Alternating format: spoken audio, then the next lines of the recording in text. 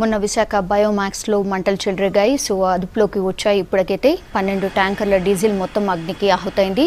మంటలు ఆర్పేందుకు 40 ఫైర్ ఇంజన్లు ఉపయోగించారు. మరో 6 ట్యాంకర్లకు మంటలు వ్యాపించకుండా నిరోధించారు. ట్యాంకర్లలో డీజిల్ అయిపోయేంత వరకు 2 రోజుల మంటలు కంటిన్యూ అయ్యాయి.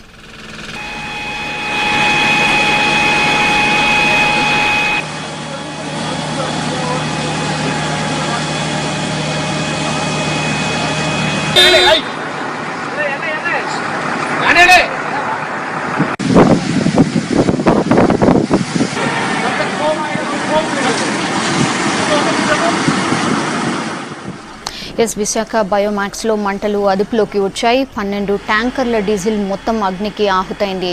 మంటలు ఆర్పేందుకు 40 ఫైర్ ఇంజన్లు ఉపయోగించారు. మరో 6 ట్యాంకర్లకు మంటలు వ్యాపించకుండా నిరోధించగలిగారు.